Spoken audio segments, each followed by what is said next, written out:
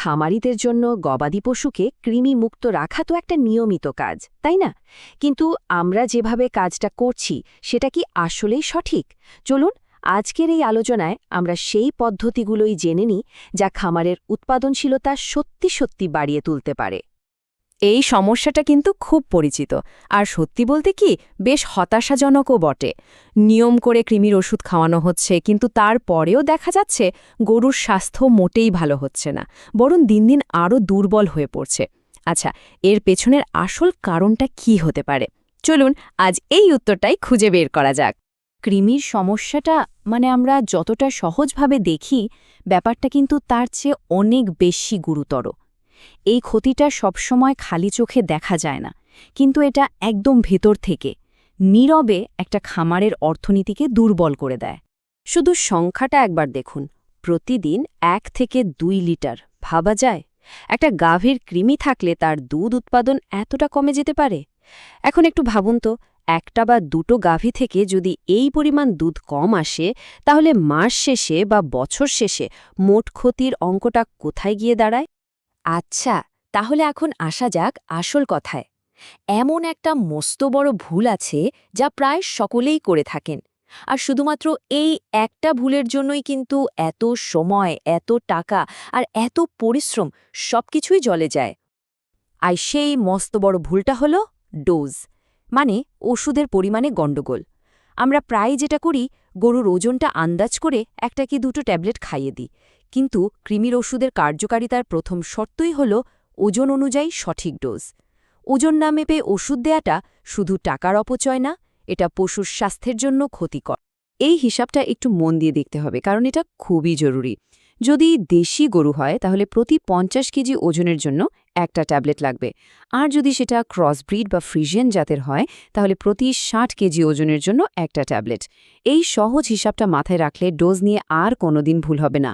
পার্থক্যটা একবার খেয়াল করে দেখুন, আমরা সচরাচর কি করি আর আসলে কি করা উচিত। সাধারণত একটা বড় গরুর জন্য একটাই ট্যাবলেট দেয়া হয়, কিন্তু একটা সাধারণ দেশি গরুর ওজনও তো কম করে হলেও 100 থেকে 150 কেজি হয়। তার মানে ওর প্রয়োজন আসলে 2 থেকে 3টা ট্যাবলেট। একটা ট্যাবলেট দিলে কি হবে? কৃমি হয়তো কিছুক্ষণের জন্য দুর্বল হবে, কিন্তু পুরোপুরি মরবে না। তো ডোজের ব্যাপারটা তো না হয় বোঝা গেল, কিন্তু কাজ কিন্তু এখানেই শেষ না। এর পরেও একটা খুব বড় নিয়ম মেনে চলতে হবে, আর সেটা হলো খামারের শুধু একটা পশুকে কৃমির ওষুধ দিলে চলবে না। ব্যাপারটা হলো যখন কৃমির ওষুধ দেওয়া হবে, খামারের একটা পশুও যেন বাদ না পড়ে। বড় গরু, ষাঁড়, ছোট বাছুর, গর্ভবতী গাভী, যে গাভী দুধ দিচ্ছে সে, এমনকি খামারে যদি ছাগলও থাকে তাহলে তাকেও, সবাইকে একই দিনে একই সময়ে কৃমির ওষুধ খাওয়াতে হবে। এই কথাটা কিন্তু পুরো ব্যাপারটা একেবারে পরিষ্কার করে দেয়। ধরুন খামারের একটা গরুকে ওষুধ খাওয়ানো হলো, কিন্তু বাকিদের পেটে কৃমি রয়েই গেল, তাহলে কি হবে? ওদের মলের মাধ্যমে কৃমির ডিম বা লার্ভা আবার পুরো খামারে ছড়িয়ে পড়বে, আর 10-15 দিনের মধ্যেই যে গরুটাকে সুস্থ করা হয়েছিল সে আবার সংক্রমিত হবে। মানে পুরো পরিশ্রমটাই বৃথা। আচ্ছা, কৃমির ওষুধ নিয়ে খামারিদের মধ্যে বেশ কিছু ভুল ধারণা বা ভয় কাজ করে, তাই না? আর এগুলোর কারণেই কিন্তু সঠিক সময়ে ওষুধটা দেয়া হয় না। চলুন এবার সেই ভয়গুলোর সাথে বাস্তবতার একটা বোঝাপড়া করে নেওয়া যাক। সবচেয়ে বড় যে ভয়টা কাজ করে সেটা হলো গর্ভবতী গাভী নিয়ে। অনেকেই ভাবেন এই সময় কৃমির ওষুধ দিলে হয়তো বাচ্চার কোনো ক্ষতি হয়ে যাবে, কিন্তু সত্যিটা হলো বাজারে এখন যে প্রচলিত কৃমিনাশকগুলো পাওয়া যায়, ট্যাবলেট হোক বা ইনজেকশন, তার বেশিরভাগই গর্ভবতী গাভীর জন্য সম্পূর্ণ নিরাপদ করে তৈরি করা হয়। তাই এই নিয়ে অযথা ভয় পাওয়ার কোনো কারণই নেই। আরেকটা ভয়ও খুব শোনা যায়, দুধ কমে যাওয়ার ভয়।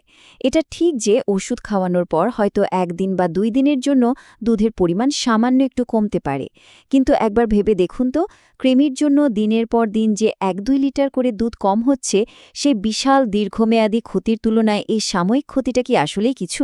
এতক্ষণ তো আমরা অনেকগুলো নিয়ম নিয়ে কথা বললাম। চলুন এই সবগুলোকে মিলিয়ে একটা সহজ কর্মপরিকল্পনা তৈরি করে ফেলি।